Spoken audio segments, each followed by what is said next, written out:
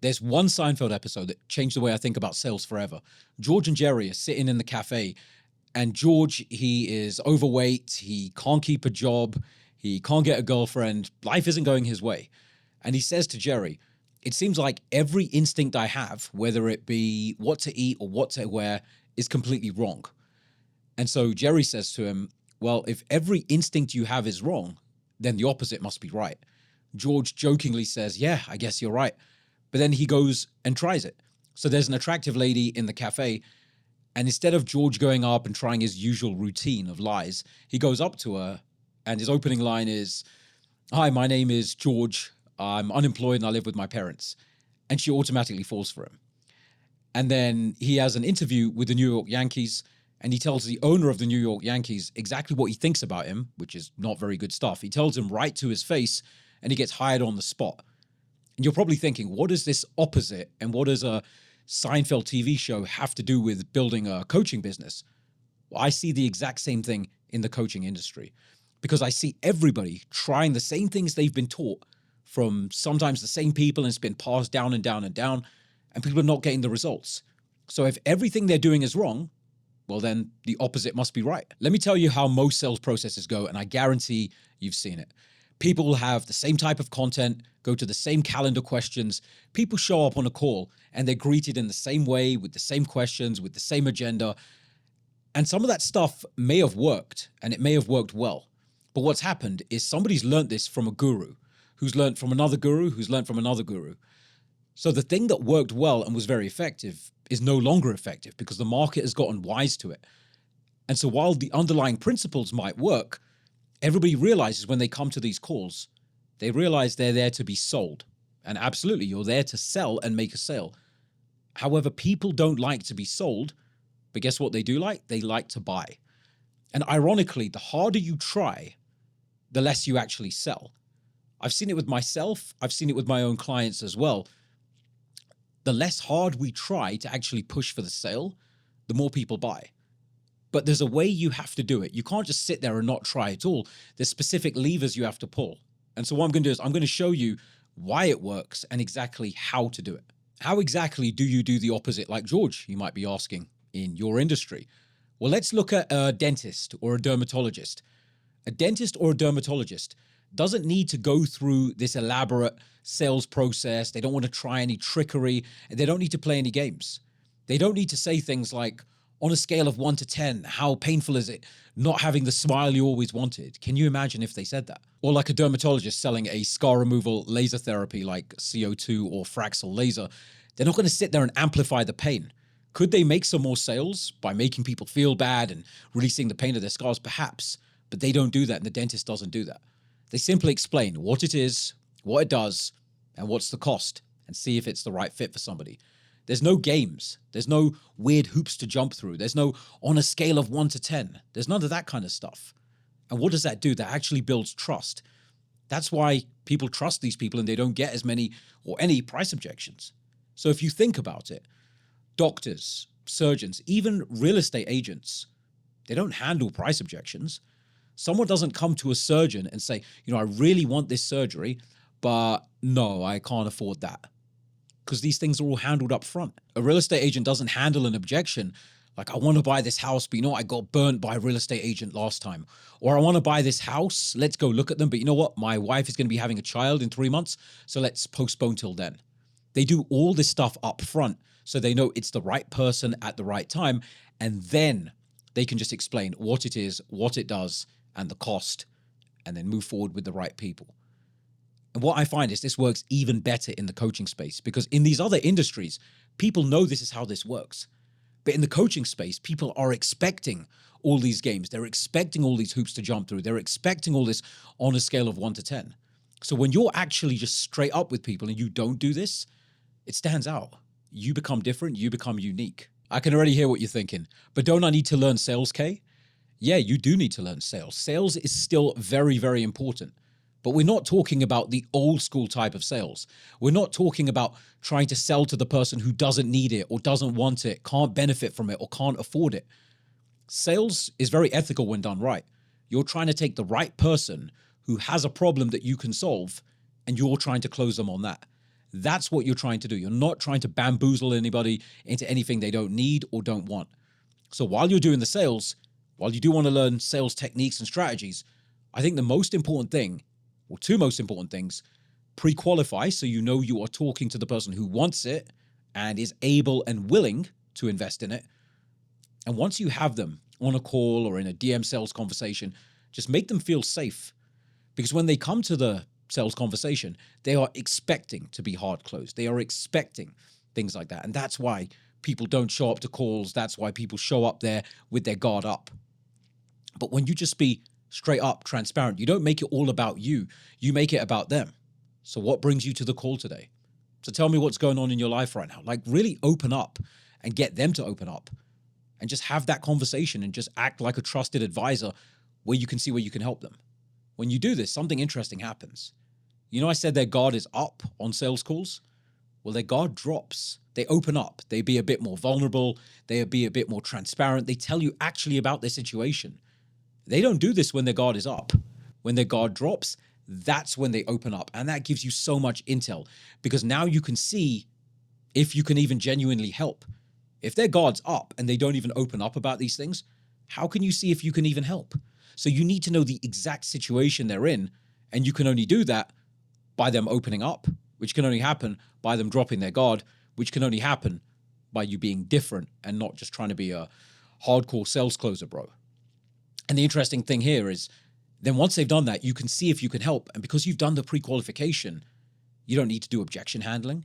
Very rarely do we get objections. Obviously, there are some logistical ones. Someone might be moving. There might be something else come up. I don't really look at those as objections. Those are just logistical things that happen. You're going to get that sometime. But when you do this in this way, you get the right people and people are pre-sold and your closing rates skyrocket because, again, you've brought the right people there and you haven't tried to hard sell them. By the way, if this is all making sense so far and you want to just install our inbound marketing system to get people pre-sold, pre-educated and showing up on calls and messaging you to buy, there's a link in the description where you can apply to get my one-on-one help installing this. Anyway, back to the video. Everyone's trying to be better. Everyone's trying to sell harder. Everyone's trying to collect more cash. Everyone's trying to show bigger revenue numbers, show bigger and more crazier personal results and client results. Better isn't better. Different is better. So when you do these sales conversations and they're not an interview, you don't get people to raise their guard, people lower their guard and they do everything I talked about, and you show that you care and you show that you're a real human being. And guess what? You actually listen. Crazy, right? But you actually listen. You take note and you're not just mentally rehearsing the lines in your head, regardless of what they say, and you're focusing on the next question you can ask. But when you listen to them, have a human response, and you can solve their problem, that's when you come across as that trusted advisor. You don't come across as a sleazy salesman. This is why you will hear people refer to maybe car salesmen as sleazy salesmen. But do they talk about the surgeon as a sleazy salesman? No, the surgeon is more like a trusted advisor. Or you can look at other people in certain industries. Maybe when someone comes out and looks at plumbing or heating elements, they see those people more as trusted advisors. Not always, but the majority of times they do. One thing we've seen great success with, and I recommend you do the same thing, is reframing your sales call to an advisory call. Now, people will think, oh, we just changed the name. No, it's actually a different type of call, where the sales call is usually work people through this exact process, and again, can work well and has worked well in the past. We found more success with the advisory call. So with the advisory call, we're not there to try and sell and qualify. We're just there to confirm fit. So before the call, we've already ascertained that it's the right person. They've already watched our stuff. They know us, like us, trust us. They've seen who we help, how we help them. They've seen the client case studies. So the right person is already on the call and they're willing to invest in themselves. And when that right person's on the call and you genuinely help them, you know what happens? They want to buy. We were talking about making people buyers versus selling them. This is how you create buyers. So when you do that, you come on the call and they are on the call with you, just be honest. Understand their situation, genuinely understand it, diagnose their problem, and then be honest about if you can help them, if it's a fit, or if you can't. Some people are not going to be a right fit. Some people are not going to have the right attitude to work with you. Some people are not going to be at the right place. Some people are looking for something different than what you do. And you can tell them, hey, this isn't a fit, or you can refer them somewhere else. Another example, going back to that dentist analogy, But in a different way, let's say someone comes in and says, hey, I have gum recession or some kind of gum disease. Most dentists don't do that. So what does the dentist do? The dentist isn't going to try and take their money and say, hey, we can do this, because that person will be left with no result. They'll get angry. They'll be ripped off. They'll leave a bad review, ruins a reputation. The dentist openly says, hey, we can't help you. However, I can refer you to this periodontist. So what's stopping you doing something like that? Because you see, when they do that, they get a lot more respect. That's why people trust people like dentists or other real professionals and advisors, because they know they're selling a service that they do. They're not trying to just sell it and then make it up as they go. So don't be afraid to turn people away. It gets respect. If somebody is below a certain level that you help, feel free to turn them away. If you help like men 20 to 40 get more dates, and a 70-year-old man comes to you, if you don't work with that type of person, don't feel bad turning them away. Trust me, this gets so much respect. People respect you, you get a good name in the industry. And I've had this happen where people will literally come and they'll comment on my content and they'll tell me about how much I changed their life, how much I changed their business, even if we haven't worked together. That's brand equity. You can't buy that stuff. And you only have one reputation. It takes a lifetime to build, it takes 5 minutes to destroy. So be really mindful of your reputation and just always have that attitude that you are there to help. Genuinely, don't just have the mental attitude, but genuinely be there to help. People can feel it. And the reason they can feel it, it's not just me saying it, it's your subtle sub-communications. People will see things that you do, the way your eyes light up, the look on your face, the tone in your voice. And that's the thing about sub-communication, is it's subconscious. People can try and fake all these things, but when people can genuinely tell you care about them and that you're there to help, they can feel it. They want to work with you. They want to buy. Now, to get the right people on the call in the first place who are able and willing to invest, use what I call transparent marketing. So your VSL, your doc, everything like that. You want to educate people prior to the call. Clear offers beat clever offers. So what I want you to do is be anti-sales, be anti-guru, be anti-typical coaching space.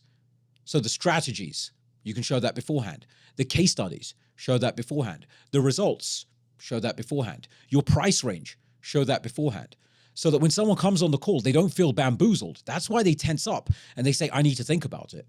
No one needs to think about it. They've already thought about it before. They say that because they don't want to be hard closed by you. That's why they say that. And so when you do all this, I want you to imagine when someone comes to that sales conversation with you, whether you're selling by DMs or calls, they already know you, like you, trust you. They've consumed hours of your content, your value. They've seen your case studies. They've seen your method. They genuinely like your vibe. They know the price range and they're still showing up on the call. Don't you think that would be a lot easier to close? At that point, yeah, they are pre-sold and sales become easy. And that is a far cry from most of the coaching world. What you see most of the time is a coach will send a calendar link or a doc, an invitation to anybody they can get in conversation with, pretty much anybody with a pulse they are sending this to. And so that's why if you find any calls exhausting or any DM conversations with people exhausting, it's simply because you've got the wrong people there. Because you don't get exhausted talking to your friends and family for hours on end. You don't get exhausted texting your friends back and forth, but you get exhausted with this because you're literally having to fight against the prospect. But when you've done all this, you don't fight against them. You're on the same team and you're just seeing if and how you can help them. And there's no pressure on you to close the deal. If you can't help them, you simply turn them away. Or if it's not a fit for them, that's fine too. You're just trying to find fit. Again, real estate agents do this. Even look at a watch brand like Rolex. They could try and hard sell everybody, but they don't. They only find the right fit. They're not trying to sell to the people who can't afford it. They're not trying to sell to the people who aren't pre-bought in on Rolex and the brand history and the story. Or university. This is a good one. University sells the ultimate high-ticket course of them all. 50, 100K, sometimes more. They're selling to people who technically don't even have the money. But how many times have you heard of a university getting a price objection? They don't. Because guess what? People want what university offers. That's a topic for another day, whether it's worth it or not. But people want that. So imagine you do all your pre-qualification correctly, showing the price, and people come to the call, like I said, knowing you, liking you, trusting you, all of that, having seen everything, and they still want what you have to offer, instead of just getting the calls and the DMs from broke tire kickers that you're getting now, how different do you think your sales process would be? And how do you think your close rate would change? This creates layup deals, and boy, is it easy at that point. You get them on the call or in your DMs, you go through an advisory framework, and then you just have to be a good human. No commission breath, no trying to hard sell, because like I said, different is better than better. Everyone's trying to sell harder. And guess what? People can smell that commission breath through the screen. People are turned off when you just want their money. So just how George did the opposite, this is how you're going to do the opposite. So there you have it. You have the George Costanza opposite sales framework. You can do this yourself. But if you want to see how we can actually install this system and all the nuances I talked about into your business, instead of you having to figure it all out alone, so that you can get more clients with less hard sales and pretty much no objection handling, simply apply via the link below, and I'll see if we can actually help you. And if you enjoyed the video, like, subscribe, and share this with somebody who's having the same problem and wants to build a little bit differently. I'll see you next time. Cheers.